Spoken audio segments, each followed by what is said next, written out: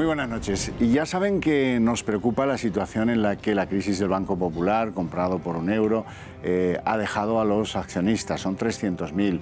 Hemos dedicado algunos programas en esta casa a atender sus necesidades informativas, algunas relacionadas con ¿y ahora qué hacemos?, en las que hemos invitado pues, a despachos de abogados, a personas con criterio para orientar esa pelea por recuperar sus ahorros.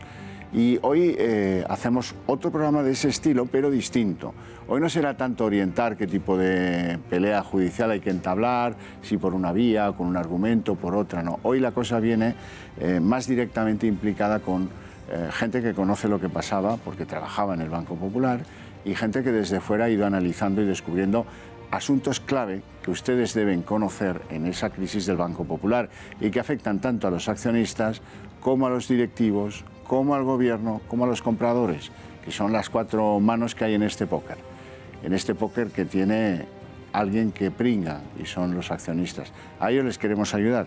Por cierto, hay dos temas nuevos que saldrán a lo largo del debate. El primero tiene que ver con unas declaraciones del hombre de la asociación bancaria, Roldán, que dice que los problemas del Popular no fueron súbitos, es decir, que tienen una trayectoria larga en el tiempo. Esto es una novedad porque hasta ahora se nos viene contando que esto es una cosa de los últimos días, que no había billete en las cajas de las oficinas y que esto se suscitó como una seta espontánea en los últimos 6 días de la crisis. Pues ya empiezan a decir los que, por cierto, son a mitad dueños de los fondos de garantía de depósitos, del FROP, etcétera, que esto no fue así.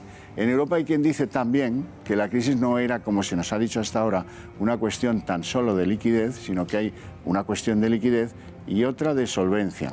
Bueno, todo ello lo iremos viendo a ver qué conclusiones podemos ofrecerles hoy. Les presento a nuestros invitados en este debate. El primero de ellos, don Juan Peña. Don Juan Peña es ex empleado del Banco Popular y fue directivo también en áreas muy interesantes como es la gestión de tesorería. Más bien en el Departamento de Reestructuración de Deuda. Muy bien, pues todavía mejor. Mejor me lo pone. Don Javier García Viviani, querido compañero, periodista de cierre de mercados, Radio Intereconomía. En cuanto le oigan hablar dirán, sí, esa voz yo la conozco. Esa voz ya la conozco. Buenas noches. Vienes aquí en calidad de experto, manejas la bolsa cada día, te sabes mejor que nadie que es operar a corto y luego nos lo tendrás oportunidad de contarnos. Don Jaime Vaquero, abogado, ¿cómo está? Buenas noches. Buenas noches. Usted, en su despacho, Durán y Durán Abogados, ha hecho verdaderas labores de investigación económica en torno a cómo han evolucionado algunos de los accionistas y algunos de los directivos que son, de algún modo, pues los causantes o los que pudieron haber evitado esta crisis. Sí, sí, efectivamente. Bueno, don Francisco Canós, ¿cómo estamos? Nos reencontramos después de mucho tiempo, inversor y asesor financiero y buen amigo de la casa. Y también criterio independiente donde los haya. Muy buenas noches. Bueno, y el último de nuestros invitados, don Luis del Corral, seguramente le recuerden, es secretario general de UGT Banco Popular. Seguramente le recuerden, digo, de un dato que hicimos hace no demasiado, en el que estuvimos hablando, pues, con el mismo ánimo que hoy, de aliviar lo que, en fin, lo que podamos, orientar lo que podamos y favorecer lo que podamos la recuperación de lo que nos pareció desde el minuto cero un atropello a los accionistas. Bien, si les parece, quiero empezar con un Guindos, un Luis de Guindos, en el que en una comparecencia se le escapa, o a lo mejor es que como somos así de la moraleja y vamos a jugar al pádel cada día, pues se nos escapa que es que el Popular es un banco zombie. Estas cosas que uno dice, pero ¿cómo hablan con esa frivolidad de algo en lo que hay tantas familias comprometidas, ¿no? Bueno, allá cada uno. Oye, banco zombie, vamos con el banco zombie. Es cierto que hay un proceso de consolidación, hay gente que considera que es absolutamente imprescindible después de una burbuja de crédito, de una burbuja inmobiliaria, pero también utilizaría una expresión que ha utilizado el señor Saura, es decir, el Banco Popular, en las circunstancias en las cuales estaba, era un banco zombie. Ahora, dentro del Banco de Santander, sí tiene muchas más posibilidades de competir, todos esos recursos, esas oficinas, esos trabajadores. Bueno, Peña, ¿era un banco zombie el Banco Popular? No, más bien muerto ya. Muerto, pero hace muchísimo tiempo. Yo calculo más o menos desde el año 2010, incluso se han apuntado en las últimas noticias por el tema de Martín Safadesa. Yo en aquellos momentos en mi carrera profesional estaba a nivel de sucursal y no llegaba a esos clientes ni a esas cifras.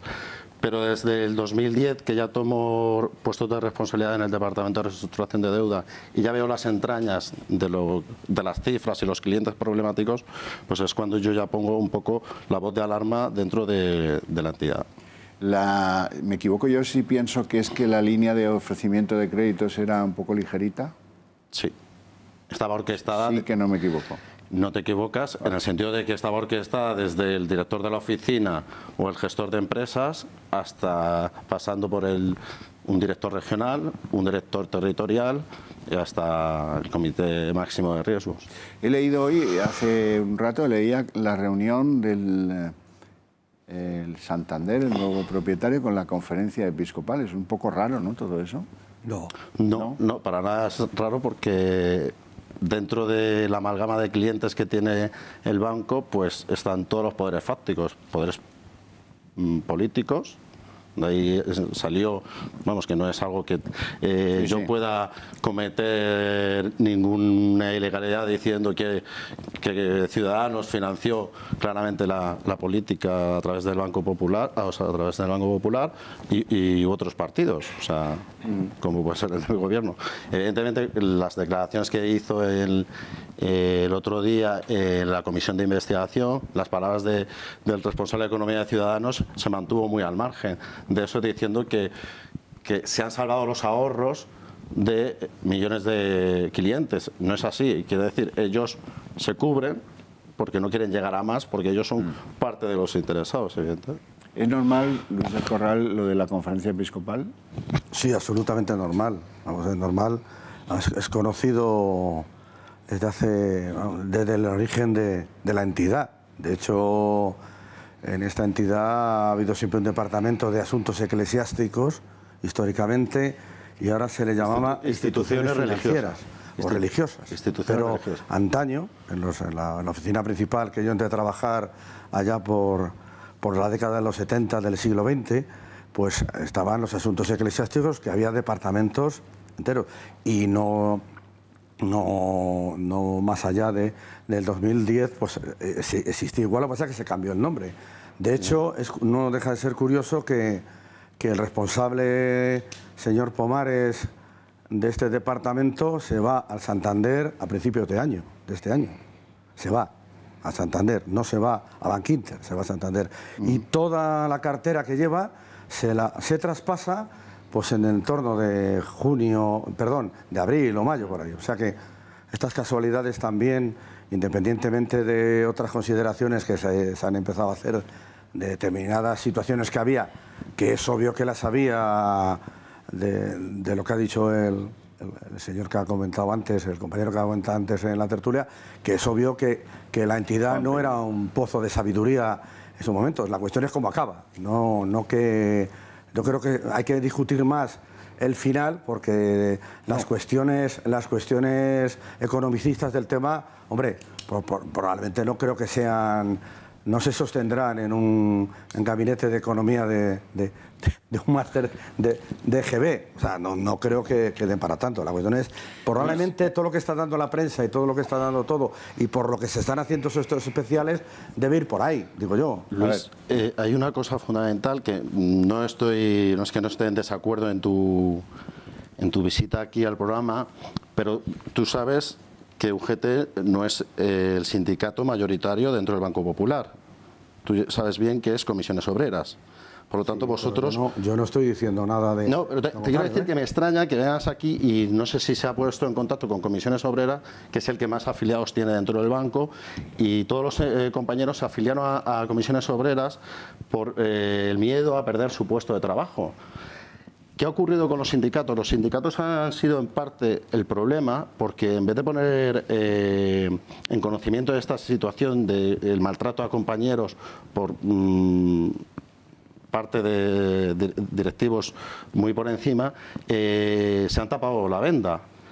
Y lo único que hacen es salvaguardar sus propios intereses, tanto Comisiones Obreras como UGT. No me abra más melones, que tengo ya bastante aquí en la frutería. Yo no venía a este melón, pero yo tampoco. Si queremos vamos a ver este melón... Le ruego a ambos que nos sujetemos al orden del día. La discusión, el orden del día, estamos distorsionando el debate. Corral, cuando el orden hablamos, del día me... Por cierto, una cuestión. Yo no soy secretario general. No soy secretario general a día de hoy. Acabo de dejar de serlo hace poco. Hace muy poquito, porque había un cambio justamente en este periodo. Soy asesor de la Comisión Ejecutiva de UGT en Aula. O sea, que no es... Bien a colación. Bueno, por favor, superemos esto. No, me parece un lamentable... Superemos el asunto. Lamentable. Os ruego a los dos que hagáis un poco de caso. Perdonar. El primer capítulo de este programa especial tiene que ver con la actitud de los accionistas. Claro. ¿Vale? Entonces, quiero que me pongáis esas imágenes del Banco Popular, genéricas, porque mientras yo voy a contar, Viviani, lo que hizo, por ejemplo, el que era segundo accionista. El segundo accionista del Banco Popular en los últimos tiempos era un hedge fund, era BlackRock. Unos tíos que mueven montañas de dinero que a lo mejor se pueden comprar España, Portugal y Andorra de una tacada. Bien, pero aquí han actuado de una manera bastante complicada de explicar. Estos señores eran los segundos accionistas del Popular. Tenían un 4% en el capital. De un día para otro bajaron al 1,7% del capital del Popular. Y en 3 días no tenían nada. Al mismo tiempo, es que resulta que mantuvieron los bonos seniors. Los bonos seniors sí los han querido mantener. Estos iban remunerados al 7,75%. Bueno, pues es una actitud... no sé quién consintió que BlackRock acabara siendo un accionista de referencia, pero desde luego casó la manteca, debió ser. Viviani. BlackRock no está solo en Popular, está sobre todo en los grandes pesos pesados que tenemos en el IBEX 35. Supongo que habrán tomado nota de cómo es capaz de... pueda venir, hombre, se lo pueden decir, por ejemplo, a Supermercados Día, donde también ha estado haciendo de las suyas, sobre todo, no ya por esa exposición a bonos, sino el papel de los bajistas, posiciones en corto. Sabemos que estos grandes fondos son gestionados, por un lado tienen un fondo, se posicionan con vistas a que vaya a subir la acción, se posiciona alcista, luego tienen otro fondo independiente bajista que apuestan a que el valor va a caer. Si va a caer, ellos piden acciones prestadas, pongamos un caso, una acción vale 10 euros, se espera que caiga 5, entonces tú tienes 100 acciones, van a caer, tú las pides prestadas y te... ¿Las pides prestadas a quién? A un poseedor de esos títulos, tú las pides prestadas, entonces tú te ganas la diferencia, las vendes al principio por esos 100 euros, 500 euros, la diferencia, 50 es lo que ganas. Y la otra parte de la rentabilidad que obtiene por la venta de esas acciones. ¿Y me puedes decir qué capital tiene BlackRock dentro del Banco Santander? Yo creo que Santander no llega al 3, ¿eh? Creo que es un 5. ¿Sí? Entonces, ahí hay unos intereses que a mí me mosquean un poco que... Bueno, están en todos. También había fondos del propio Santander en Popular, había 2. Evidentemente, porque no sabemos que los cortos estén identificados porque los hechos relevantes no se han ido identificando poco a poco. Los cortos están identificados en un sitio que se llama Comisión Nacional del Mercado de Valores, en un departamento que se llama Dirección del Mercado Interior, que tiene un director general que cobra una pasta y que no actuó en este caso. Pero si yo soy porque alguien le dijo no actúe. Si yo soy un fondo y quiero seguir, porque mis posiciones las tengo que manifestar ante la CNMV y quiero seguir con esa dinámica, puedo utilizar testaferros. Sin duda. Y esas posiciones son las que no se han podido aclarar desde ningún momento. Y ese es el gran problema, que no se puede identificar a esta maraña de cortos. Bueno, insisto, no podemos tú y yo, pero yo he visto investigaciones del director general de mercados y a la media hora sabe quién ha vendido y quién ha comprado, porque es que si no te funden a palos. Bueno, vamos a ver. Bajistas en el Popular de BlackRock llegaron al 12%. Sí. Sí, bueno. Jaime Vaquero, quiero preguntarte a propósito del primer grupo inversor, los mexicanos de Antonio del Valle, que por cierto fueron los que llevaron a la presidencia a Sarach. Sí, efectivamente. ¿Estos qué papel han jugado aquí? ¿Por qué están aquí? Bueno, lo que se especula es que debido pues bueno, a las pérdidas que se iban a producir en su paquete accionarial, pues de cierta manera, en cierto modo, han incentivado estas operaciones en corto, porque lo que no se ha dicho es que estas operaciones en corto lo que hacen también es forzar a la baja el precio de la acción. Esto es, cuando se cogen prestadas estas acciones, se cogen prestadas a 10 euros. Entonces, un gran número de acciones tiene que ser evidentemente para influir en la oferta y la demanda. Cuando estas acciones se ponen o se ofertan a un precio inferior a 10, pues por la ley de la oferta y la demanda, otros inversores comprarán esas acciones a ese precio. Si continúa esta operativa, lo que se hace es presionar la acción a la baja. En este sentido, hemos visto que, por ejemplo, recientemente con Liberbank se han paralizado, se han cortado estas operaciones, pues bueno, para salvaguardar la confianza del mercado en esta entidad. En el caso de Banco Popular no fue así. Entonces, evidentemente, los que han sido más beneficiados porque se haya permitido esta operativa, pues han sido los grandes accionistas que, por un lado, recibían un interés al prestar sus acciones y, por otro lado, ya sea a través de testaferros o a través de apostar de ellos directamente, coger acciones prestadas y apostar por esta operativa, ganar ese margen de beneficio al que se hacía referencia. ¿Y en qué pretendía este grupo mexicano? Lo digo porque hubo un movimiento en septiembre de 2016 en el que el Grupo del Valle decide cambiar a su representante en el Consejo de Administración del Popular y se trae a un primo de Del Valle que se llama Sacristán, se apellida Sacristán, y que resulta que es el presidente de la Bolsa de México. Hombre, pues evidentemente lo que se pretende es tener una influencia directa sobre la operativa de la entidad financiera, poder en cierto modo influir en esta operativa. ¿Y quién vetó esa entrada? Porque dentro del Consejo de Dirección hay una señora que vetó la entrada de ese infante terrible. O sea, todo apunta a que fue Reyes Calderón el que fue. Aquí hay varias cosas que se me escapan a mí mucho, porque Reyes Calderón es miembro de una obra, de la obra, y entonces que debería proteger también un accionariado muy importante, que es la sindicatura de accionistas, los cuales yo no sé qué pérdidas o se han llegado a un acuerdo antes de la liquidación del día 6. Me gustaría saber qué posiciones tenían y qué posiciones han quedado después. Entonces, que alguien de mi propia familia me perjudique en ese sentido metiendo un delfín que no va a velar por mis intereses, me parece sospechoso. Porque los intereses que hay...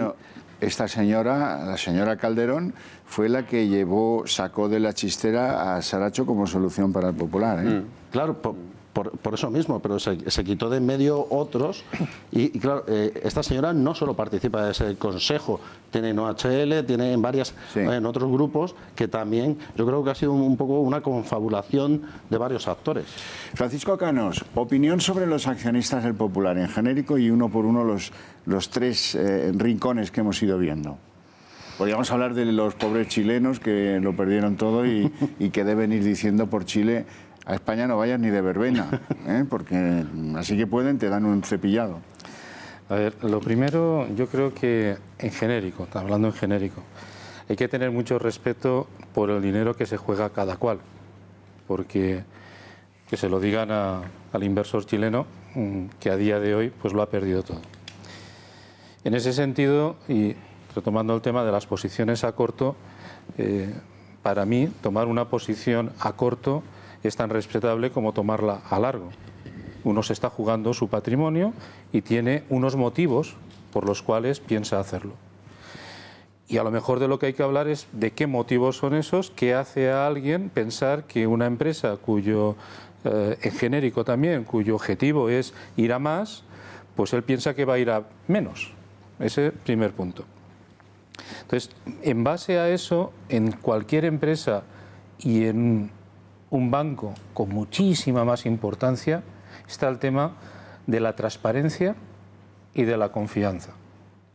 Entonces, muchas de estas preguntas que nos estamos haciendo detrás tiene una primera pregunta, que es: las cosas que todo el mundo ha ido haciendo, las que sean, ¿las han hecho con la información correcta, teniendo acceso a la información correcta, es decir, con transparencia, o unos han tenido más y otros menos? Eso es algo que en un momento dado habrá que delimitar, porque de ahí van a salir muchas consecuencias, las que sean, pero de ahí van a salir. Yo creo que es bueno centrar este tipo de temas para poder argumentar sobre cada interés o cada agenda que se suele decir hoy en día. En cuanto a los inversores, pues evidentemente lo acabáis de decir, el primer interés de cada inversor es su interés, no el de otro, el suyo. Entonces puede ser simplemente, oye, es una oportunidad de negocio, pues invierto. Otro puede ser, no, es que mira, es que tengo intereses en otros lados y esto me puede venir bien. O a lo mejor quiero ampliar al otro lado del charco, tengo sinergias, las que sea. Bueno, pero te estás jugando tu dinero y en base a eso, pues tú haces. El problema es cuando lo haces en base a, no digo que sea este el caso, simplemente es un supuesto, en base a que tú tienes una información que otros no tienen y por lo tanto no existe una transparencia en que todos puedan tomar sus decisiones partiendo del mismo punto. Y finalmente, claro, las familias, digamos, originales, pues también tienen, vamos, toda la trayectoria, toda la historia, que quiero comentar simplemente un tema, también para dejarlo aquí caer. Ya en los años 90, yo creo que siempre es bueno un poco de... En la sala noble del Banco de España se reunían, vamos a llamarle a comer, con Banco de España, los 9 grandes de aquel entonces. Quedan 2. Quedan 2, sí. El resto es casi todo han desaparecido. Banco Santander, prácticamente. Don Luis del Corral, quiero que me analice desde su punto de vista la actuación de algunos accionistas que sí sabían que esto iba a pasar algo con ello y que se deshacen de un 4% del capital a un 0, pues nada, 3 días antes de la intervención. Y también le ruego que me cuente cómo fue el proceso que llevó a que muchos trabajadores del Popular se convirtieran en accionistas en las últimas ampliaciones de capital que ha habido en esa casa. No, respecto a la primera pregunta, bueno, pues yo creo que en el ambiente está. Como fue el proceso, pues probablemente de informaciones que tuvieran para hacerlo, porque realmente otra cosa no se puede pensar. Es obvio que el que tuviera informaciones para largarse se largaría como accionista. No creo yo que, desde luego, yo tengo otra visión, porque no pertenezco ni a reestructuración de deuda, nada, pertenezco solamente al Banco Popular desde una visión, desde los trabajadores, y no estamos en lo que se dice coloquialmente como la pomada del intríngulis. Es evidente que se veían determinadas cuestiones y a última hora estamos todos un poco bastante preocupados de salidas de ese tipo. Pero ¿cómo lo vemos? Bueno, pues tiene que ver, seguro tiene que ver, y así lo estamos pensando, porque había gente que tenía informaciones peculiares, porque si no se puede explicar. Cuénteme cómo llegaron. No da para otra. ¿En cómo llegamos los demás? Bueno, esto es una...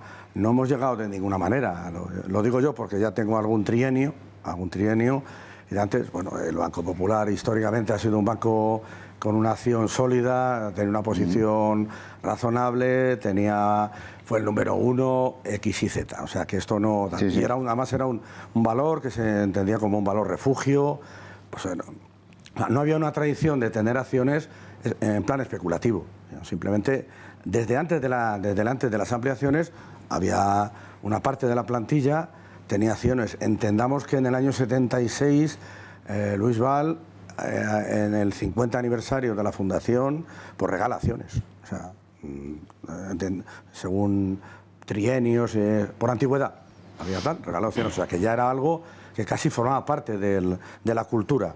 Luego eso, bueno, pues vino en que unos las venderían, otros no, ya se quedó un pozo. Y realmente la acción del Popular, pues desde siempre ha tenido un valor de mercado, no lo vamos a negar. Sí. Y eso ha hecho que, bueno, pues ha habido una cultura de tener acciones.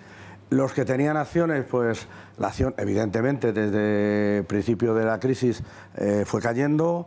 Pues por X y Z las ampliaciones hace que intente recortar pérdidas si acaso. Bueno, lo que yo creo que vosotros, que veo que manejáis el cotarro, lo sabéis, no vamos a descubrir nosotros estamos en la casa y es el día a día, pero no tiene elementos especulativos. Lo que sucedió también, que ya salió en el anterior programa vuestro, era que en estas dos ocasiones, cosa que no había sucedido antes, se permitió tener anticipos sobre sueldo para comprar acciones. Eso no se había dado nunca. De hecho, estaba taxativamente prohibido, porque cuando estaba bien el mercado, pues había gente que lo pedía, porque había Luis, eso no es así. Bueno, ¿No es así? luego ¿No es así? había... Acabo y luego Sí, me pero notificas. di la verdad. Se permitió, había gente que quería... Tenemos anticipos en el convenio para distintas... para comprar coches, para comprar casas, hay distintos tipos de modalidades. Y había gente que quería tener anticipos, pues a lo mejor decía, bueno, estos que son leves, pues ahora como está bien la acción, los compro y tal. Bueno, pues no se permitía hacer. Y en determinado momento, pues saltó y se permitió. Eso fue antes de la primera ampliación, no de la segunda de la infame, sino de la mini infame. Porque se ve que las dos ahora son igual de infames, de la anterior. Ese es el modelo por el cual la gente pues tiene acciones. Lo que pasa es que luego vienen, claro, la cuestión es que hay presiones para la gente joven de que compren, de que se metan por cuestiones de trabajo, de puestos de trabajo. Bueno, lo que yo creo que es obvio que no hace falta. O sea, que los trabajadores son impelidos a convertirse en accionistas. Una parte dad cuenta que estos son unidades de trabajo pequeñas, directores, pequeños trabajadores. Entonces, claro, hay gente que se les incita a comprar acciones porque estamos ante un momento crítico de la empresa. Entonces, vuestra acción es una acción patriótica. O sea, salvamos la empresa, bueno, algo así como acudir al salvamento del soldado Ryan. Exactamente. Peña. Hay algo fundamental, y yo no sé si durante tu larga trayectoria en el banco... 47 años. 47 años. ¿Cuánto como sindicalista? ¿Cuánto tiempo como sindicalista? ¿De cuántos años llevo? ¿Afiliado? Muchísimos. Muchísimo. Muchísimos. ¿Sigues estando en la red? ¿Desde cuándo has estado en la red? La red, normalmente, yo pertenezco a la red. Vale, entonces... Pertenezco a la red. No estoy en la red todos los días. Evidentemente, porque vosotros tenéis vuestras horas sindicales. Sí, no te metas en nadie. No, me meto, claro, que es donde yo te quiero decir. Desde que existieron esos anticipos de nómina, tanto para reformas de casa y tal, eso fue muy anteriormente. Eso pertenece al convenio colectivo. Sí, eso es una cosa de nómina que sí, pertenece al convenio colectivo. Que de acuerdo. Pero lo primero que se obligaba a los empleados, siguiendo directrices tanto de directores comerciales como directores regionales, a la compra de esas acciones. Eso en ningún momento vosotros lo defendisteis y apoyasteis a los empleados para que... ¿Por qué tengo que apoyar yo una empresa en la que yo tengo, si trabajo en una oficina, yo no tengo los datos de la oficina de al lado, pero de mi oficina sí? Todos somos conscientes de que los datos han sido falseados desde una oficina hasta una dirección regional, pasando por una dirección territorial. Y si tú estabas en una oficina y tú conoces la intranet y el TPNet de la sucursal, ¿cómo puedo ofrecer yo a un cliente, sabiendo cómo está mi casa, que tiene una suciedad así, no ha sido transparente a la hora de vender esas acciones a los clientes? ¿Vale? Está mezclando temas. Está mezclando temas. Vamos a aclarar, por favor. Estamos hablando de empleados. Estamos hablando de empleados. El presentador ha hablado de empleados. Sí, y luego, si quieres hablar de clientes o de los dos. Se los combinó de una manera obligatoria y taxativa a comprar acciones del banco. Y vosotros no lo defendisteis eso, que esa imposición no tenía que haber sido por las altas esferas. Eso es así. Canos. Y no lo defendiste. Pero ahora no te hagas oídos sordos, Luis, que nos conocemos. Perdona, me parece que te estás pasando cierto grado de lo que lo que yo he venido aquí. A ti te puede molestar cuando la verdad es duele. Os ruego, algo así, os ruego a mí me molesta bastante esas diferencias las solucionáis luego tomando un café. Canos. Bueno, pero por favor que vamos a llevar lo que tenemos que llevar, porque si no, al final yo cojo el cargo mío de lo que tal y liamos la Pantoja aquí, perdón por la señora Pantoja. Liamos aquí un Cristo que no ha lugar, por favor. Deja la Pantoja. No hagamos, la Pantoja es que me parece lamentable. No me venimos a hablar con analistas y analizando, que es la única que cumple. Por favor, la única que cumple prisión hasta el último minuto. O sea, no me la toque, que la tengo endiosada. Y si viene algún ex que no, cuando no hubiera sido que hubiera salido y diera la cara, no ahora. Eso es lo que me costó. Por favor, por favor. Y luego seguimos hablando. Fuera y dentro, cuando podamos. Canos, cuando quieras. No, me gustaría simplemente por puntualizar temas y sobre todo pues para dar anclajes de qué o en qué puede devenir los diferentes temas. Yo creo que el tema que habéis levantado es muy interesante porque está asociado a lo que podríamos denominar o que tiene un término jurídico como lo que es asistencia financiera. Entonces, y tiene mucha importancia porque pues no sé si ha sido hace 2 o 3 días, salió en el Financial Times que se ha imputado a una serie de ex altos directivos de Barclays, porque en la época en que estuvo a punto de quebrar y que un fondo catarí pues les inyectó muchísimo dinero y esa ampliación de capital, digamos, que les dio viabilidad, después se vio que por otro lado el banco les había prestado dinero y presumiblemente con ese dinero pues fue parte de lo que inyectaron como ampliación de capital. A otra medida, a otro volumen, aquí lo que estamos viendo es que el banco a una serie de empleados, en este caso, les presta dinero para que con ese dinero compren acciones.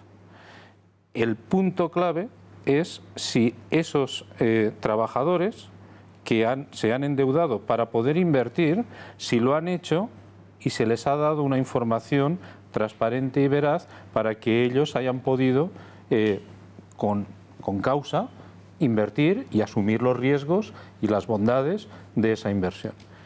En ese momento, si eso, dependiendo cómo se establezca, pues puede ser, oye, las inversiones a veces salen bien y a veces salen mal, normal. O, oye, es que si yo hubiera sabido la información verídica, pues a lo mejor no habría invertido y entonces tenemos un problema.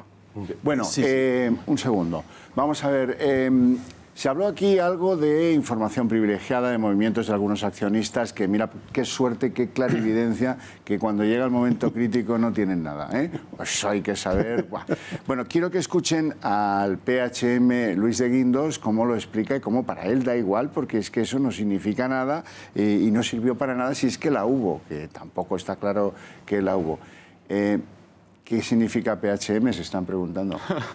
Dijo hasta morirse. Venga, vamos a oír a él. Lo importante es que nadie, si había información privilegiada, pues no ha servido de poco. Porque de algún modo, bueno, pues los que sacaron los depósitos antes han tenido exactamente el mismo tratamiento que los que dejaron los depósitos en el Banco Popular. Y esa es una de las grandes ventajas del proceso, un proceso doloroso, vuelvo a repetir, de resolución del Banco Popular. Bueno, señor Canós, usted estuvo en Santander ayer.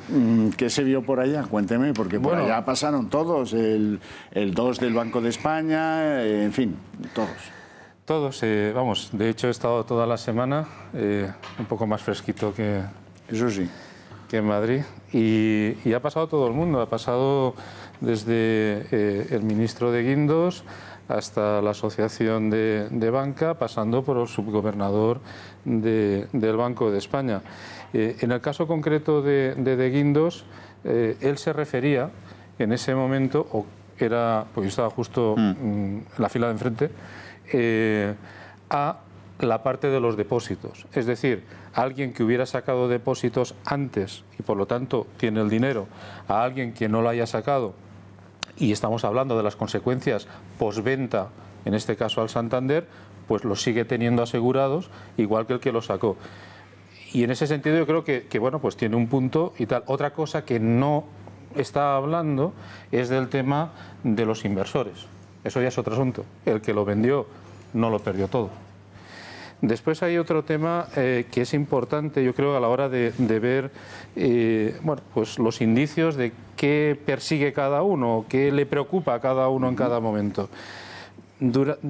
Al menos tres veces, el ministro de Guindos repitió lo siguiente: no solo sacaron depósitos los institucionales, sacaron depósitos, y además lo dijo el minorista, retail. Él lo dijo como retail, o sea, evidentemente minorista. Sí, y según él, entender con mayor dificultad. Hablemos sánscrito. Mucho número de gente.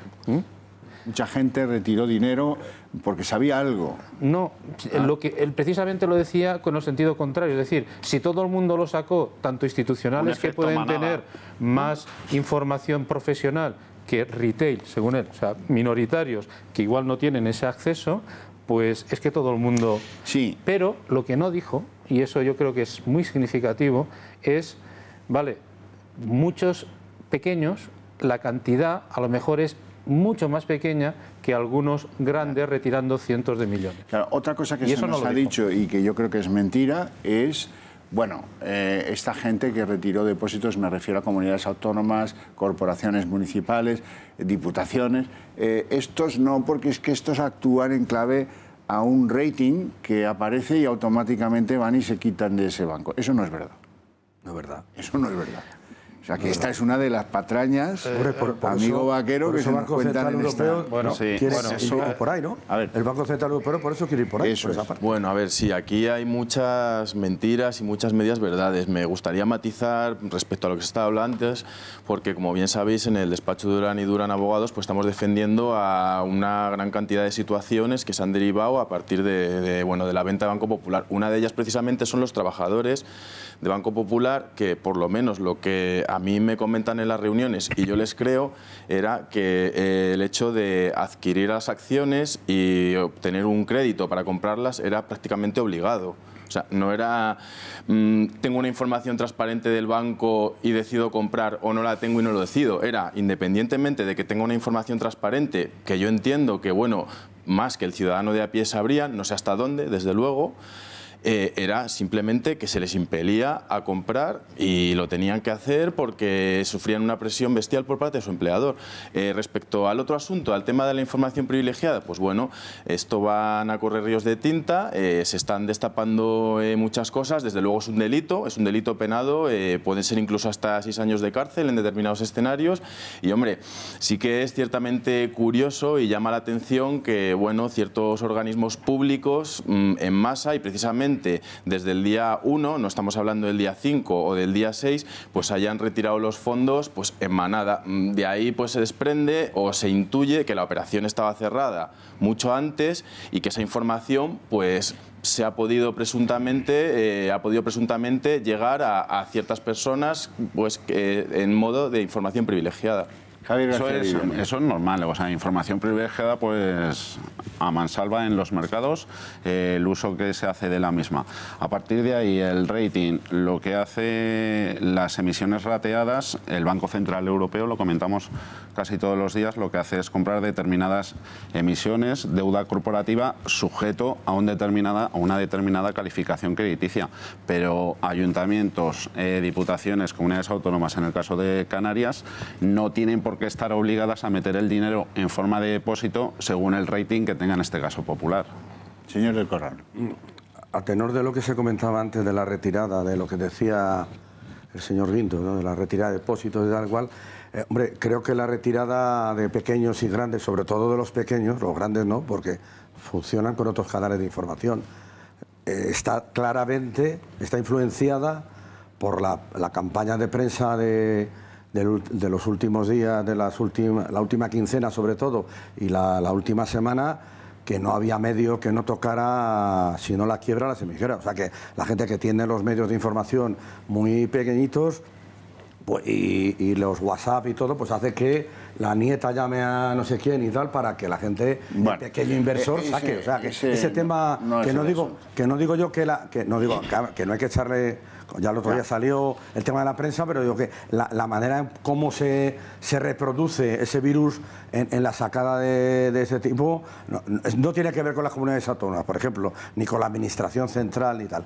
que es otro nivel de información. Eso es lógico, es el famoso pánico de última hora. Abrimos el segundo escenario. Un único apunte, los mayoristas no me meto, pero el banco operativamente no puede hacer frente a una salida de depósitos y saldos a la vista en 24 o 48 horas porque no es capaz. Eso que diga el ministro de Guindos, que al día siguiente no se podría abrir las sucursales, eso es mentira. Si tú quieres hacer una grifo en el Banco Central Europeo, entonces sí. No. ¿Qué es lo que pasó? No. El banco, o sea, una cosa es el que tiene la caja fuerte de una sucursal para operar diariamente, ese estaba... porque se hace con días de antelación, se podría operar. Otra cosa que que es donde todo esto clama al cielo, es que las grandes sí sacaron, pero el minorista no tiene capacidad de reacción de sacar de un día para otro. Las cajas fuertes de las bancos no existen. Bueno, existen los transportes blindados. Permitidme que la caja fuerte no tiene nada. Una oficina, no avanzamos. No tiene nada para afrontar. Caballeros, no avanzamos si no. Cámara, avanzamos. Segundo plato de la noche, la actuación de los directivos. En principio escuchamos a Ron. Reitero que lo que están diciendo las autoridades, que es lo cierto, es que el banco fue solvente hasta el último día. Fue solvente hasta el último día y el banco nunca tuvo ni un solo episodio de problemas de liquidez durante mi mandato. Esto es lo que declaraba el director de los últimos 5 años hasta febrero. En febrero fue sustituido por Saracho. ¿Esto es comprensible, Canós? A ver, yo he pasado por la experiencia, hace ya bastantes años, de un banco, en este caso Royal Bank of Scotland, que en ese momento tenía 250.000 trabajadores, es decir, nada, ninguna broma, en que va el tesorero del banco a las autoridades, en este caso de las que dependía, de Inglaterra: tengo liquidez para 3 horas. Para 3 horas. Y todos sabemos lo que pasó después. Es decir, la liquidez, efectivamente hay una liquidez que tú puedes tener en caja, que te sirve, pero a nivel del banco como global, frente a las actividades que tiene que realizar, eso es otro tema. No hay ningún banco, un banco es una cosa muy apalancada, no hay ningún banco que tenga más allá, pues eso, de un 12, un 13% de capital, de recursos propios. Por lo tanto, quiere decir que de cada 100 euros que está manejando, pues prácticamente 80 y muchos son de terceros, suyos solo son eso, 12, 13. Por lo tanto, si no hay confianza, ese banco quiebra, por definición. Os voy a leer unas declaraciones de Ángel Ron, si me las ponéis por ahí. Esa es en la que dice que el BBVA ofreció 5.500 millones de euros por el Popular cuando la valoración rondaba en 6.500. Cualquier banco que hubiera comprado el Popular a entre 0,70 y 0,80 euros, céntimos de euro, habría logrado un retorno de más del 10%, aún realizando provisiones máximas que asegurasen la confianza del mercado. Esto es Ron Dixit. A ver, Vaquero. Bueno, vamos a ver, es que... Someto el balance de la actuación de Ángel Ron al frente de... Hombre, la actuación de Ángel Ron, pues, en fin, lo que se ha evidenciado y lo que está evidenciando es que tanto el último Consejo de Administración, me estoy refiriendo al de Saracho, como el de Ángel Ron,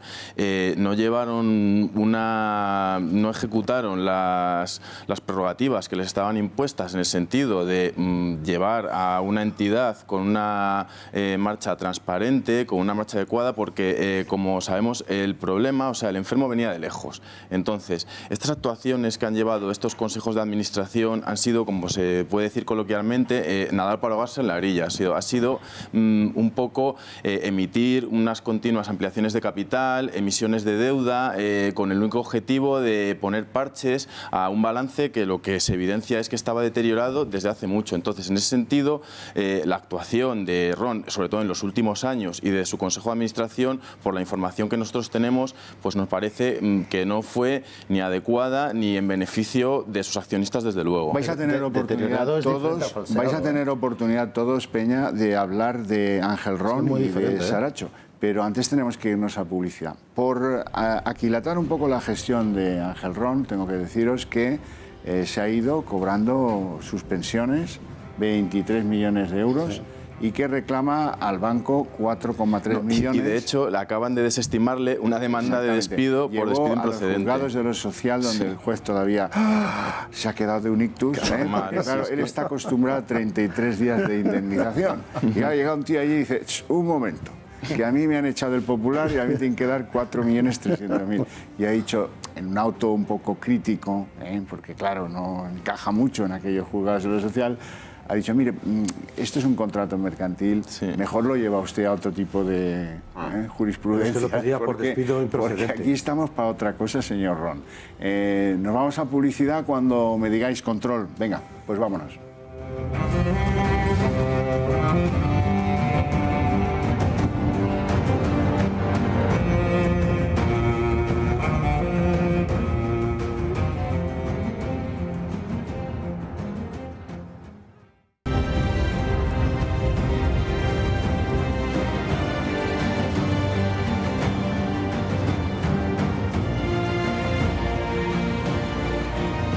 Bueno, Ángel Ron decía en declaraciones recientes que el banco era rentable cuando él se fue, que el banco estaba saneado cuando él se fue. Hay quien lo duda, hay quien piensa que la avería es mucho más honda y larga y que el banco se podía haber vendido y que el Consejo no quiso y que ante eso pues no hubo nada más que hacer, esperar a que le echaran. Cuando le echaron, pues entonces empezó su línea de reclamación de dinero. Canós. A ver,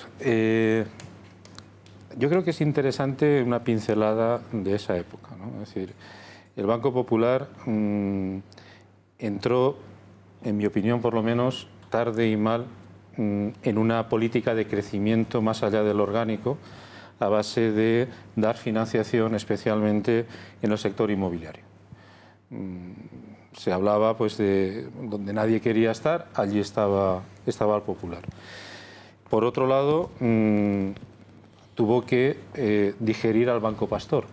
Y a diferencia, y eso fue una decisión del propio Popular, a diferencia de lo que hicieron otros bancos o otras entidades que también tuvieron que asimilar, les tocó en alícuota tener a una serie de entidades con problemas, captar ayudas públicas para digerir, el Popular dice, no hace falta, ya lo digiero yo con mis propios recursos.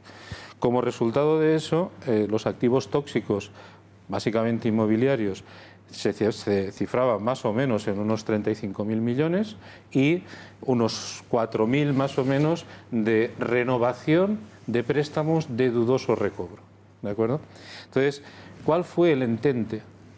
Porque ahí solo tienes dos alternativas. Una es amplío capital y ya veremos cómo lo amplío, porque hay muchas maneras de ampliar capital, o bien me pongo bajo el paraguas de alguien que tenga mucho más capital que yo y me permita diluir este tema.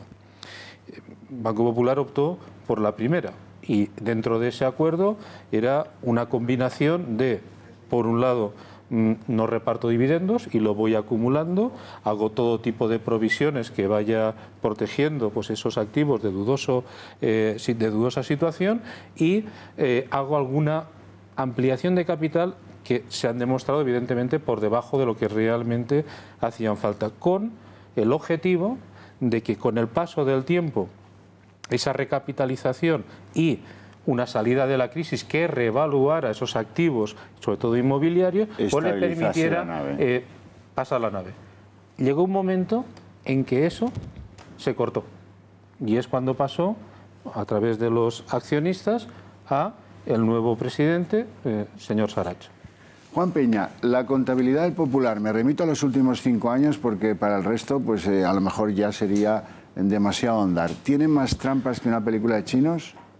Sí, y que ¿Sí? en una película del oeste sacándose ases debajo de la manga. Se ha engañado a los test de estrés, a todo, o sea, se ha engañado, bueno, pero con la connivencia de todos. Pero digo yo que el Banco de España tendría ahí unos tíos ahí inspectores con la lupa puesta, ¿no? No. Sí, hay muchos artilugios para saltar esa vigilancia por parte del Banco de España y no solo eso. Aquí ¿Cómo se hace el truco? Cuénteme el más común. Pues si lo trasladamos a una economía doméstica, es como decirle a tu mujer, tú eres funcionario del Estado, tienes una paga mensual, pero tu mujer no sabe que tienes una tarjeta de crédito de 200.000 euros que te la están jugando al casino y tú la vas pagando poco a poco, pero esa deuda es eterna. Entonces, quiero decir, eso en la economía doméstica tu mujer no tiene por qué enterarse, pero esa deuda está ahí. Esto es un poco más complicado, pero mucho más simple. Se constituyen unas cuentas internas, ¿vale?, que están al alcance, fuera del alcance de la supervisión del Banco de España. O no las quieren ver o no se reflejan, porque cuando uno da una financiación a partir de 6.000 euros, todo se refleja en la CIRBE, que es la Central de Información de Riesgos del Banco de España. Sí, entonces, cuando las financiaciones se conceden líneas comerciales, tanto de extranjero, de importación-exportación, una póliza de crédito, una hipoteca, todo esto se comunica, ¿vale?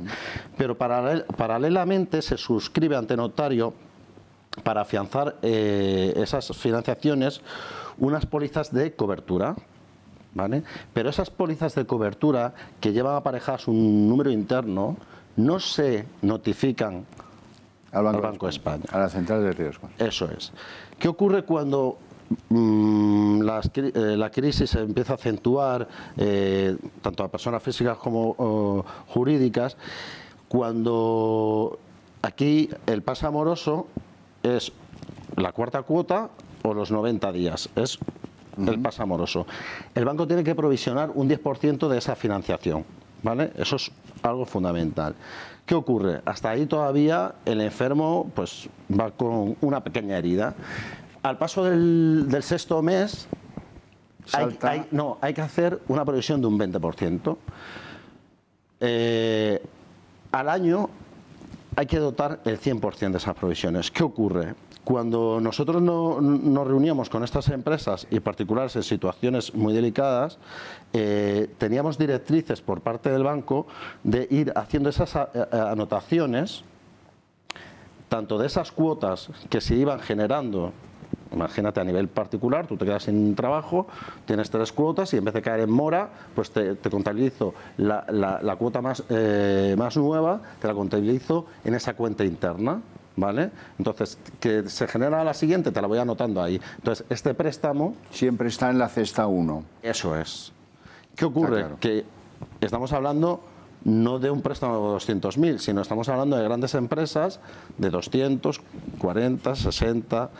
millones y millones que se han contabilizado en esas cuentas internas. ¿Qué ocurre? Esto es, se entra en un bucle que cuando hablan de el banco es rentable, no. Esas cuentas, cuando uno recibe una financiación por parte de la entidad, pues uno negocia las condiciones, comisión de apertura, gastos de estudio y luego los intereses ordinarios que tú hayas negociado con el banco. ¿Qué ocurre?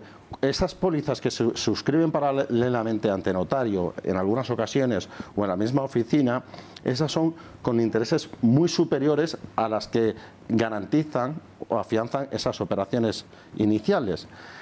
Cuando tú haces una anotación de la primera anotación, o si quieres llevar directamente porque ya ves que eso no tiene ninguna salida, anotas el total, eso va generando unos márgenes ordinarios mes a mes, que no son del 3-4% de lo que tú inicialmente has negociado. Estos iban del 21-25%. Esas liquidaciones mensuales se van contabilizando como márgenes ordinarios, como fondo de comercio que uno va generando. Eso es mentira. ¿Eso desde cuándo se empezó a hacer? Desde el 2010. Desde el 2010, hace entonces 7 años. 7 años. A mí me preocuparía que eso fuese práctica general en el sector financiero. Espero que no. Solo Popular, caso concreto. No, a ver, yo te digo, cuando esto es un producto mercantil, o sea, yo soy licenciado en Derecho y todos está protocolizado. Quiero decir, esa figura existe, tanto la hipoteca de máximo como una póliza de afianzamiento de cobertura de tipo de interés. Vale, cuando tú haces una hipoteca de máximo, lo que quieres es ampliar la garantía sobre una financiación que has dado a nivel particular.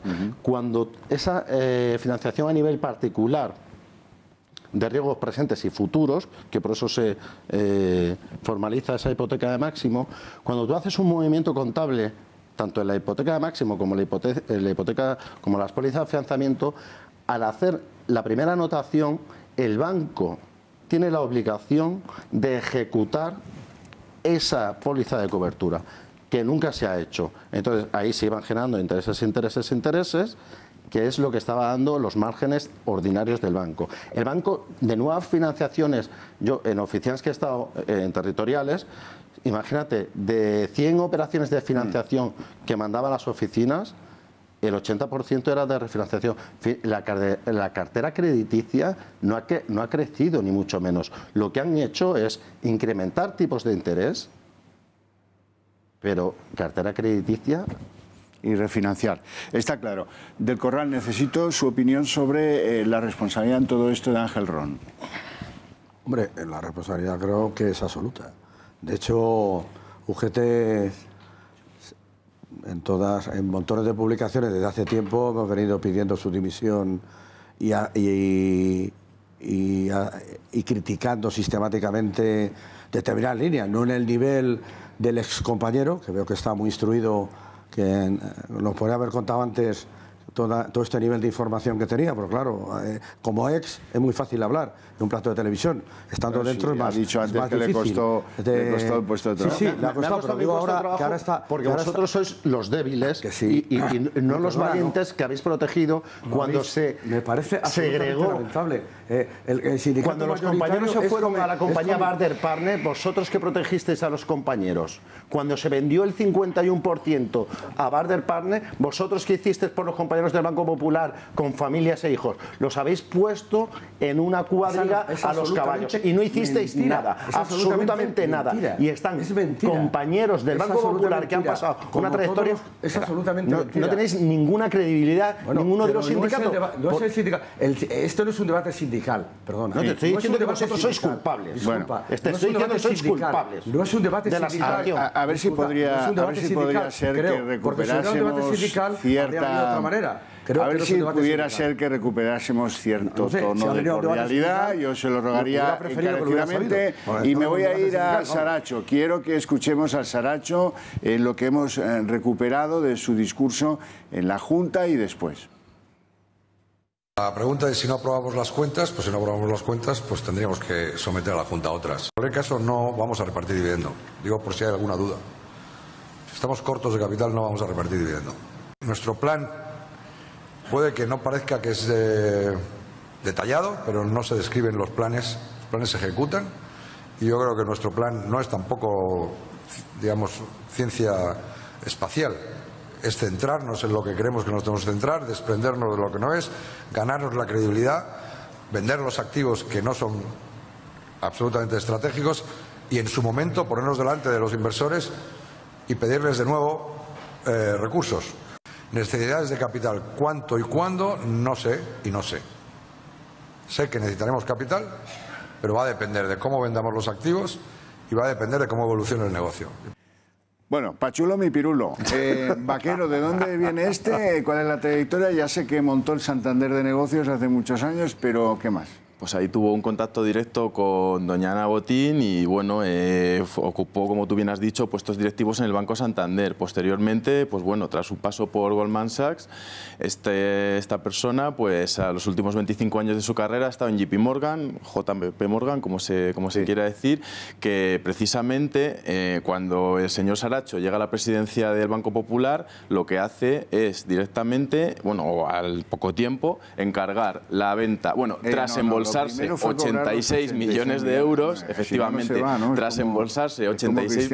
Sí, bueno, es que de hecho, bueno, nuestro despacho, a través de Miguel Durán, se interpuso la primera denuncia por estos hechos, porque nos parecían, bueno, son escandalosos. ¿Dónde le pagan los 86 millones? ¿Dinero para ir al cine durante...? Los 86 millones, pues bueno, se los pagan en una cuenta, efectivamente. Pero en un paraíso. En un paraíso, se los pagan en una cuenta en un paraíso. Y entonces el Banco Popular, para ficharlo, como si fuera Messi, le da 4 millones de prima. Efectivamente, le da 4 millones de prima, pero no solo eso, es que la aristocracia de esto del mundo de las finanzas, efectivamente hay un en fin, más otros 4 hay un criterio moral total. Entonces hay un conflicto de intereses clarísimo. Le pagan 4 millones y viene un millón por año mientras esté. Efectivamente. Y un contrato que dice que cuando salga va a cobrar otros 4 por si acaso. Sí, bueno, a esos dice que va a renunciar.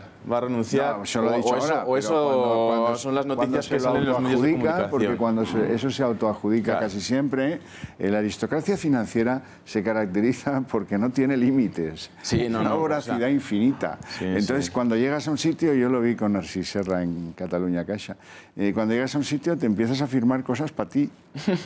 Sí. Y cuando lo ves complicado, te tienes que buscar a uno y le tienes que firmar cosas para que se quede en tu sitio.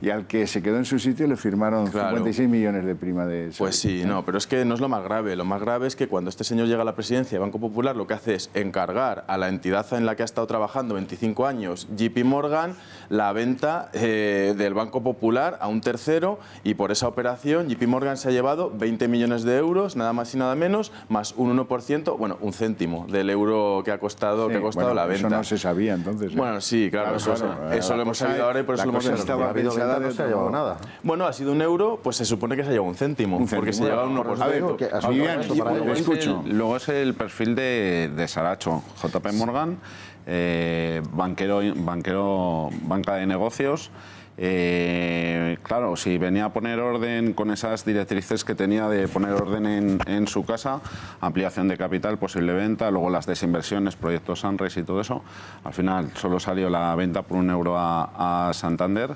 Claro, poner a un señor experto en banca de negocios a tratar de enderezar el rumbo de un banco más retail, más minorista, no sé, eso chocaba yo creo que desde el principio. Sí, quería hacer un pequeño apunte y es que respecto a a lo que me has comentado antes respecto a qué opinaba sobre Ron. Ron ha contratado a uno de los abogados más reputados, penalistas de España, para su posible futura defensa. Con lo cual, pues eso te hace una idea de que el propio Ron ya intuye... ¿Quién es el reputado? Bueno, es Choclán. Choclán. Ha contratado a Choclán para que bueno, que ha defendido a muchos... Va armando hipotéticas defensas. No, claro, él piensa, por ejemplo, en los exdirectivos de Nova Caixa Galicia, que de momento son los únicos que han pisado la cárcel. Es cierto que les condenaron a 2 años, pues bueno, por este tipo de delitos, administración desleal, apropiación indebida, y entonces debe ser que él en su foro interno siente similitudes en los casos. Bueno, cosas sorprendentes que ha dicho Saracho. Las dijo, por cierto, en la Junta de IAG, de la cual es consejero. Te lo digo para dar pistas. Bueno, una, dice, yo fui el primer engañado. 2, dice, yo intenté evitar la adjudicación del Popular al Santander. Son bastante interesantes, pero no son solo Ron y Saracho, está Lerena. Pedro Larena. Cuénteme, ¿cuál es la historia de...? Pedro Larena fue el primer CEO que se contrató, estando Ron, y... Desde mi punto de vista, esto es una apreciación personal, yo entiendo que desde que se empezó a recalcular todos los estados contables y el balance de situación que estaba el banco, vio lo que se le avecinaba encima y dijo, repliego velas, cojo mis 4 millones, no me hago responsable de futuribles y aquí nadie habla de él. Evidentemente él algo en todo esto tendrá una responsabilidad, porque si yo vengo para hacer un trabajo y se me remunera por él y a los 7 meses me llevo 4 millones de euros, ¿en base a qué? ¿Qué trabajo usted ha hecho? Porque él está a favor del proyecto Sunrise, que es el que inició Ángel Ron, que cualquiera sabe que el valor contable que tienen esos inmuebles dentro del banco, que yo he tenido acceso, esos están alterados. O sea, los valores contables que tienen los inmuebles... Están inflados. Pero inflados de una barbaridad impresionante. Y los únicos inmuebles que tenían el viso de que era un poco la joya de la corona y tal, todos estos se adjudicaban a determinada gente. O sea, no todo el mundo, si uno se traslada a la página de Aliseda Inmobiliaria, que es el servicer del Banco Popular, uno no ve la correlación de todos los inmuebles y suelos que tiene adjudicado el Banco Popular. Unos no son transparentes porque quedan solo para los privilegiados. Y eso sí que se han adjudicado a gente que es ajena a... Y otros tienen el valor inflado. Entiendo. A ver... Del Corral. Una puntualización. Antes que Larena estuvo Francisco Gómez. Sí, Paco Gómez. Sí, Paco Gómez, llamado Paco Gómez. O sea, no es el primer CEO que tuvo. Ya. Antes tuvo otro, en 2013 hubo otro, el primer consejero, porque no había consejero. Pero porque ese fue Paco Gómez, y cuando se nombró a ese señor, hubo una cosa muy curiosa, y es que el que iba a ser llamado, o el que pensaba ser llamado, estaba él mismo a ser llamado a consejero, que era Ángel Rivera, como no se le nombró, despechado, se fue al Santander. Casualidades de la vida. Tampoco. Sí. Bueno, casualidades hay en todos los barrios. Fíjese usted, Antonio Carrascosa Salta, de director general del Banco de España, con acceso directo a los, digámosle, test de estrés del Banco de España, que son diarios, a los cada vez menos grandes de la banca española, salta y se convierte en director de decisiones de la Junta de Resolución Bancaria. Qué suerte hemos tenido. Y Francisco Gómez, no digo nada, el plan de pensiones también, que a los Sordi, porque hablamos de Larena. El hombre ha estado 7 meses y ha sido jugoso, pero es que el otro, que era semiautista, se ha llevado una parte importantísima. Es que hay una... que estabas hablando al inicio del tema de... Estamos hablando del 13. De los seres y todo el tema de los empleados, que claro, como excompañeros míos, yo guardo todavía relación con ellos y me ponen al día de todo lo que pasa en el banco. Ellos están muy cómodos, ellos están muy tranquilos. Primero, porque ya están bajo el paraguas del Banco Santander. Cosa que antes en el Banco Popular en cualquier momento, de un día para otro, te puedes ir a la calle. Vale. Ahora están protegidos por el paraguas del Banco Santander. Lo segundo, ¿sabe cuánto tiempo se tardó, y tú lo sabes, en acogerse al ERE? ¿Quién? El último ERE, los empleados. ¿Cuánto tiempo se tardó en adherirse los empleados al ERE? Lo que marca la ley, ¿cuánto se tardó? No en la negociación, no entiendo la pregunta. No en la negociación, sino una vez que ya se habían hecho los acuerdos, ¿cuánta gente se apuntó, se abrió en la intranet del banco un formulario para rellenar? Eso se tardó horas, minutos. O sea, sálvese quien pueda. ¡Fum! Y lo segundo, gente que estaba, imaginemos, a 2 o 3 meses de una jubilación normal y corriente, recibieron una indemnización de 2.000 euros por cada año trabajado. Todo esto perjudica a muchísima gente. A mí me parece de una justicia social cuando un albañil tiene que trabajar y levantarse a las 6 de la mañana, a 5 de la mañana, y hasta los 65 no se puede jubilar. Sin embargo, los empleados del banco se han llevado una indemnización multimillonaria. ¿En base a qué? Porque no hay una bolsa que esté destinada a ese ERE. Bueno, lo dejamos en que el equipo Ron se lleva 76 millones en global de suspensiones y alguno reivindica más, por ahora sin éxito. Un ligero apunte, por favor, por el tema del ERE. Por favor, que me parece absolutamente impresentable las manifestaciones sobre un ERE que estuvo absolutamente peleado por los sindicatos, por UGT y por comisiones desde el primer momento. Bueno, no hemos venido a hablar de eso. Superemos no es por el ERE. Es que estamos hablando de que se han forrado, los empleados se han forrado en el ERE, se han forrado en el ERE. Me parece absolutamente lamentable que te diga eso de un ERE. Bien, es que me parece lamentable. Que se han prejubilado con 57 años y si nos queda tiempo, hablamos del ERE y de los trabajadores que se han forrado o no. Vamos a hablar de la actitud del Gobierno. Quiero escuchar a Luis de Guindos cómo cuenta que el Banco Popular es un banco solvente, porque a alguno puede que se le haya olvidado. Esto sucedió muy poco tiempo antes de que se sucediera la tragedia. El Banco Popular, cuando yo le pregunto al supervisor cómo está, me dicen es un banco solvente. Es un banco que no tiene ningún problema de liquidez y, evidentemente, pues el Ministerio de Economía y el Gobierno no tiene inspectores, los tiene el supervisor, y es el que analiza la situación de la entidad. Y eso es lo que me dicen. Ni problemas de solvencia ni problemas de liquidez.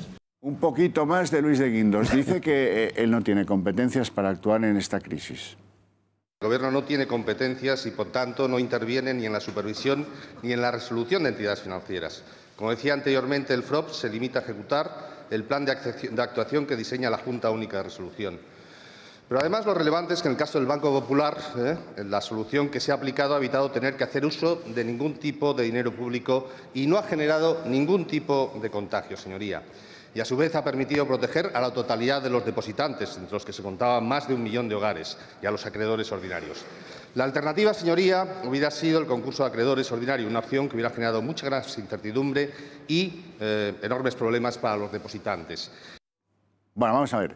Yo agradezco mucho a Luis de Guindos que esto diga que no le va a costar €1 al contribuyente. Lo que pasa es que él tampoco lo sabe. De momento, es verdad que no le ha costado €1, pero ¿y a futuros? ¿Y si se considera que hay responsabilidad del Estado en esta toma de decisiones que se equivocan y que tienen derecho a reparación los accionistas? Entonces a mi bolsillo, ¿no, Guindos? Como la última vez. Como la última vez con Bankia. ¿Do you remember? Bien. A lo que vamos. Miente usted, caballero, porque dice usted yo no tengo responsabilidad ninguna. Vamos a ver. Aquí quien insta esto es el FROP. Quien le dice a la Junta esta que decide la intervención y luego le presentan la alternativa de la compra por €1 y le parece bien, es el FROP. ¿Qué es el FROP?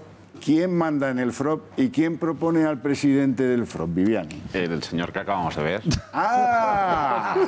O sea que no soy yo no tengo ninguna competencia, pero la tiene mi hermano. Pero luego es curioso. Mi hermano sí. Es curioso, dice Guindos, y luego dice... A mí me han dicho el supervisor del Banco de España, a mí me han dicho. Se queda muy bien. Sí, pero escucha, vamos a ver, presidente del FROP, Julio Carrascosa, Huerta, ¿no? No, Carrascosa es el presidente, está en la JUR. Wait a minute. Estoy hablando de esta cosa, que el nombre se lo puso el pijo que ha hablado antes, y que le puso el nombre pijo... Fondo de Reestructuración Ordenada bancaria. Anda que sobre todo aquí ordenada. somos unos cracks para ponerle nombres que difuminen sobre el espacio sideral que son las cosas. A esto le vamos a llamar FROB, para que nadie se entere. Así el FROB sigue haciendo lo que quiere. El FROB tiene ¿qué capital público? Pues 75%. Sí, y luego de dinero, activos gestionados, y ha habido que inyectarle también. El FROB manda en la Sareb. La última y el FROB, un momento, el FROB, ¿cómo está configurado jurídicamente? Tiene un consejo de administración y un presidente que propone guindos. O sea, que no es el que yo quiero, ni el que quiere el Parlamento, es el que quieres tú. ¿Eh? Bien. Ese consejo, ¿cómo está configurado? ¿Quién manda ahí dentro? Porque ahí participa el Fondo de Garantía de Depósitos, que es la banca privada, y estos toman sus decisiones y creo que tienen 1 o 2 consejeros. Sí. Hay uno que es de la Comisión Nacional de Mercado de Valores. Hay 2 que son del Banco de España, que digo yo que también dependen de ti, Guindos. Y luego hay 3 que dependen de Economía y 2 que dependen de Hacienda. De modo y manera que, chico, tú decides lo que hace el Consejo del FROB. ¿Está claro o no? Bueno, entre tú y Montoro, si queréis. Entre Linde, el que tiene nombre de chocolate suizo. No me he enterado de qué es lo que hace. Luego hablaremos del Banco de España. Pero entre uno, el otro y tal, ella sola se murió. Pero no digas que no tienes competencia, porque vamos... es que me va a contar a mí, Guindos, que el que ha puesto en el FROB antes de mandar el escrito de 50 páginas a la Junta, que es la que toma la decisión, no le ha llamado por teléfono. Vamos. Es que eso sí que es de coña marinera. Economía no tiene competencia. Banco de España dice que prácticamente ha actuado de mero observador, casi es lo que ha dicho Linde en los últimos días.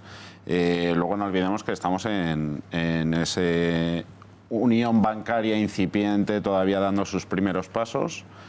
Comparar, yo luego que supongo que tendremos algo de tiempo con los modelos de rescate que hemos visto recientemente en Italia. Allí, el Monte de Pazzi. Se hacen un sastre a medida para el Monte de Pazzi. ¿Y no crees que esto ha sido conejo de India para que Luis de Guindos eso sí que se explica con gran facilidad. A un puesto más arriba dentro? ¿No? Esto es muy fácil de explicar. En Italia hay un gobernador del Banco de Italia y un ministro de Economía que se la juegan. Dicen, no, vamos a arreglarlo, que no tengan merma los inversores, los accionistas. Se inventan una emisión especial, garantizada por el Estado italiano. El gobernador del Banco de Italia dice, tranquilitos que hay solución, desde el minuto 0. Y le dicen a Europa, no, miren para otro lado que esto lo vamos a resolver. Ya veremos cómo. Y seguramente algunas de las soluciones arbitradas van a tener crítica en Bruselas, con lo del Monte de Pazzi. Pero bueno, la diferencia es que aquí las autoridades españolas dicen, yo no tengo competencias, a mí que me registren. Atendiendo peticiones, vamos a escuchar a Íñigo Méndez de Vigo, portavoz del Gobierno, el último Consejo de Ministros antes de la intervención. La intervención se produce un martes y esto que van a ver ustedes es del viernes al mediodía. Vamos con ello. El Banco Popular pasó los test de estrés. El Banco Popular es un banco privado. El Banco Popular está en estos momentos en una fase en que está en un proceso de venta o de ampliación de capital. Nada más. Por tanto, tranquilidad absoluta y vamos a esperar cuáles son los acontecimientos. Debe ser cosa del efecto Mariano. Tú te relacionas mucho con Mariano y te vuelves igual de manta. Y vas allí y dices, estamos tranquilos, ya veremos qué queda esto. A mí qué más me da. Sí, además todos mis amigos ya han sacado la pasta del Popular, ¿no? Eso es. Bueno, hombre, qué monumental, histórica defecación declarativa. No se me ocurre nada peor. Bueno, sí, tengo lo del hombre de chocolate. El del Banco de España, que va a una comisión, le pregunta. ¿Qué le van a preguntar? No lo lleva preparado. No le van a... Hombre, ¿qué quería usted que le preguntaran? ¿La recuperación del dinero del FROB? A ver si la calderilla que ha recontado usted, que nos devuelven por la crisis, los... No, hombre, no, le van a preguntar por el Banco Popular, faltaría más. Y lo que contesta es lo que van a oír. Quería preguntarle en concreto si esta situación del Banco Popular va a requerir de la intervención del Estado, va a requerir ayudas públicas y cómo puede afectar esto al déficit público. Muchas gracias. No, perdón, yo debo decir que sobre eso realmente no puedo decir nada. Así de sencillo, así de sencillo. No es un momento ni preparado para eso. España. No he venido a hablar de mi libro, decía Umbral. Esto es bueno, a mí no me extraña, si aquí lo extraño es que no hay accidentes, descarrilamientos diarios y incendios en las grandes instituciones del país. Estamos muy mal gobernados. Aquí no hay nadie. Hubo gobernadores, nadie se enteró, que decidían la crisis de un banco en los años 80 en una amigable reunión de sábado por la mañana. Llamabas a uno, llamabas al otro y decías, tú lo que yo te diga, y tú también lo que yo te diga. Oye, y Aristóbulo de Juan era el que ponía el dinero del Fondo de Garantía de Depósitos y la banca solucionó 76 crisis bancarias. Es que lo que acabas de comentar es algo fundamental y está ligado con lo que está pasando en otras geografías, por ejemplo, en Italia, como bien has comentado. No solamente es importante, digamos, la regulación, sino los administradores de esa regulación. Y los hay más espectadores y los hay más intervinientes. Efectivamente, en otras épocas, estas cosas se solucionaban de puertas hacia adentro y no se transmitía de puertas hacia afuera una sensación que generase desconfianza, precisamente por lo que hemos hablado de lo que supone este tipo de negocio. Volviendo al tema de Saracho y volviendo al tema de los reguladores. Si uno lo contratan allá más o menos, finales de año, y no toma parte activa hasta la primera reunión en febrero, uno lo que espera es que cuando llegue ahí haya tenido tiempo de ver las cosas y dé unas instrucciones precisas y claras de cuál es la decisión que se ha tomado y cuál es el camino que se va a seguir. Y además, dada la importancia de la entidad, con la colaboración de quien esté alrededor, de reguladores, del Estado, porque no es en el interés de nadie que aquello, si tiene viabilidad, no acabe teniéndola. Bueno, cualquiera que estuviera en esa junta, cuando salió, yo creo que la impresión es, no sé por qué camino va a tomar, pero yo no quiero estar aquí. Sí, sí, es evidente. Bueno, pues les pido disculpas porque no les puedo ofrecer declaraciones, al menos para que le vean el rostro, ¿no?, del que manda en la Comisión Nacional del Mercado de Valores. Se llama Albella y yo le llamo el anti-Robin Hood, porque putea a los pobres y ayuda a los ricos. Entonces eso es lo contrario a lo que hacía Robin Hood, digo yo. El caso es que en esa comisión no se investiga si hubo bajismo, no se investiga el tráfico de influencias, no se paraliza la acción zaherida del Popular, que en una semana pierde el 50% de su valor, concesiones del 6, del 8, del 11% abajo, y ahí no dicen nada. 18. Con el Liberbank sí, con estos no. Esto tendrá que alguien explicar un poco, a ver con qué ánimo han atendido. Digo ánimo y me llevo la mano a la cara como diciendo con qué cara han atendido este asunto. Usted, ¿qué le parece la actuación de la comisión?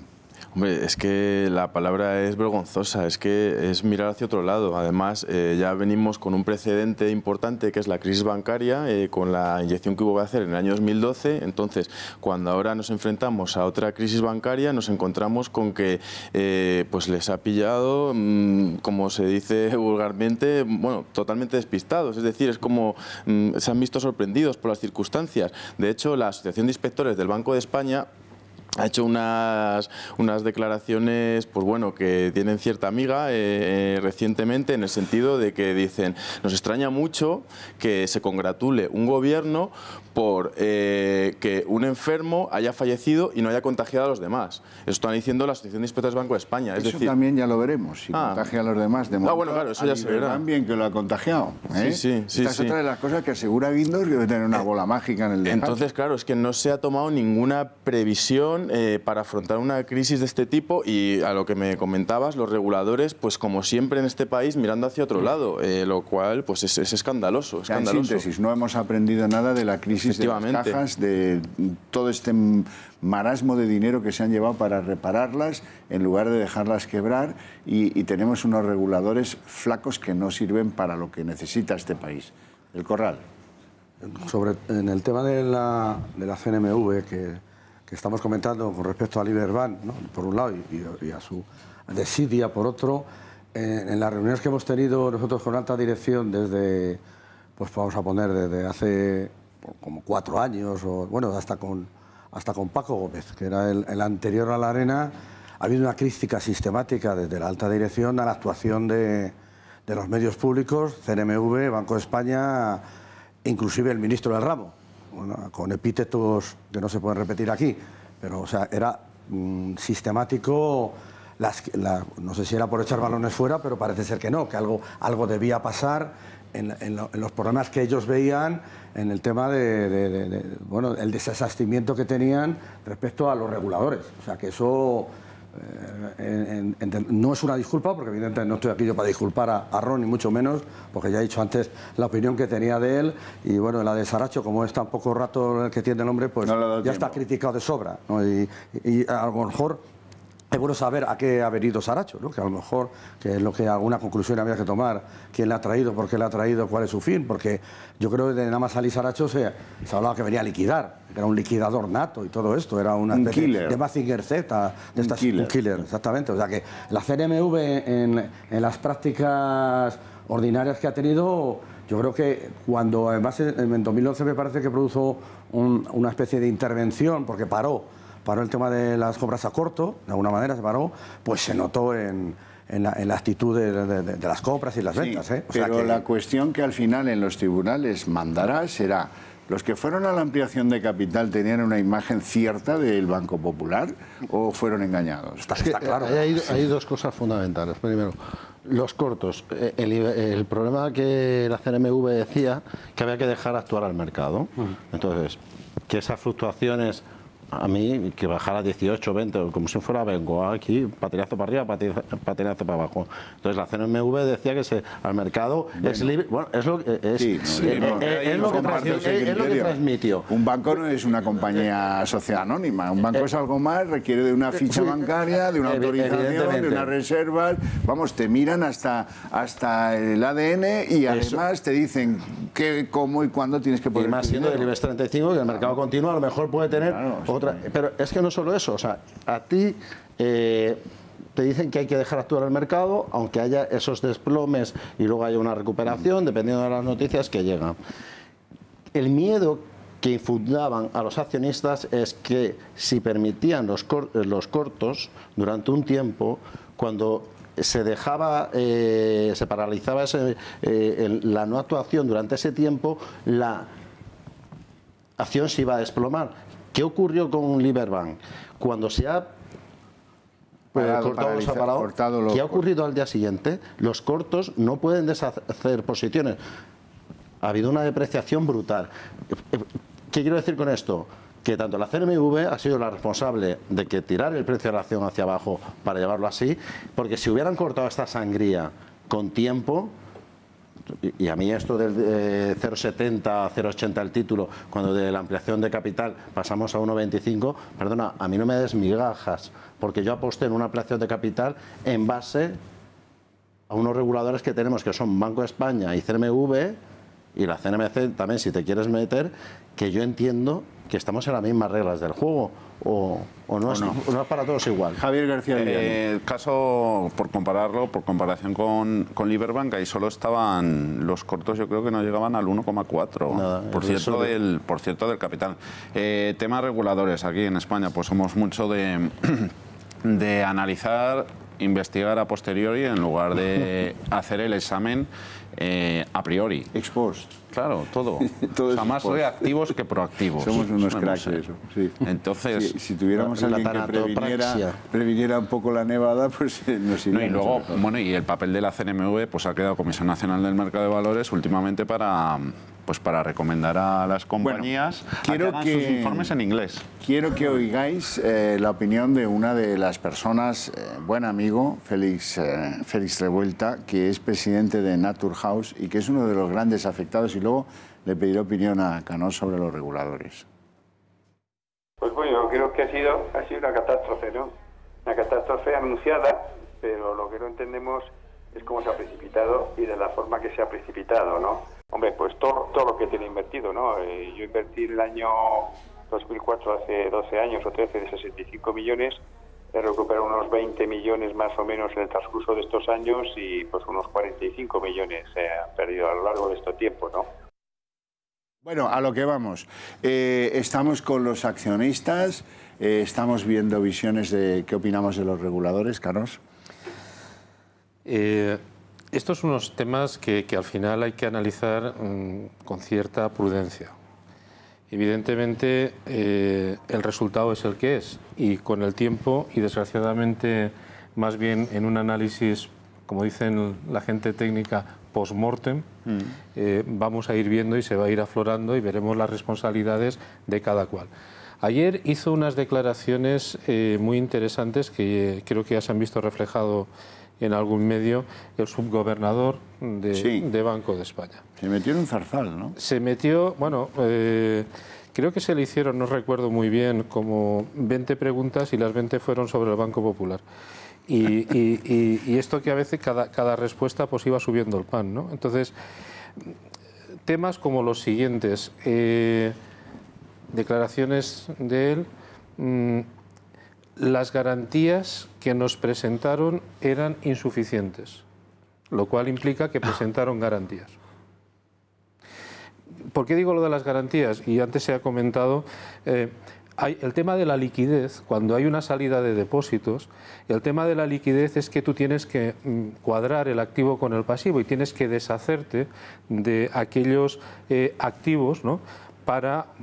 de aquellos, exactamente, de los activos, para generar esa liquidez para dársela a los pasivos, porque el banco, el balance es como al revés de una empresa normal. Entonces, hay activos que no son inmediatamente fungibles y por lo tanto lo que tienes que hacer es coger esos y ponerlos como garantía para efectivamente coger esa liquidez que sí que es con la que das a quien la quiera retirar. Bien, Banco Central Europeo, la liquidez que puede dar es, vamos a llamarle así, en principio sin límite. El límite viene dado por las garantías que tú aportes. Por lo tanto, si las garantías son adecuadas, pues tienes la liquidez y hasta que duren. Primer comentario, las garantías son insuficientes.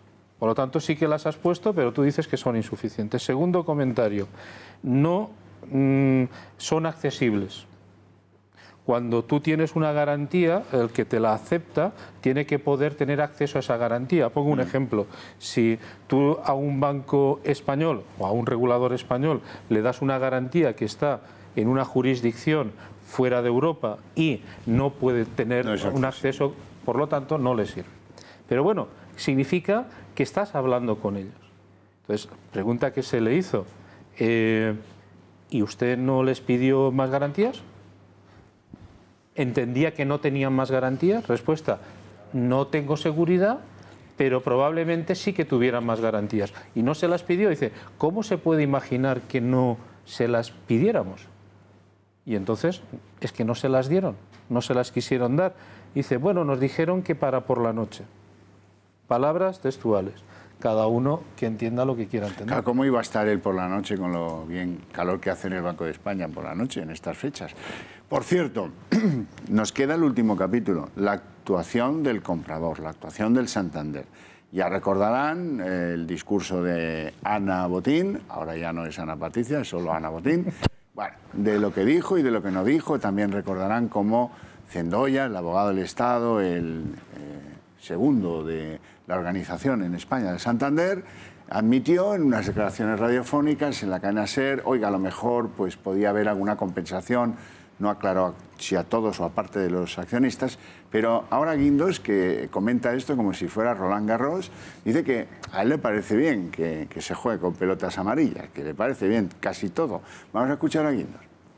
Banco Santander es el dueño del Banco Popular y bueno, y tomará las decisiones que considere oportunas. Todo lo que sea de alguna forma pues reducir litigios y lógicamente compensar al pequeño accionista, pues el gobierno le parece muy bien, no tenemos nada más que opinar.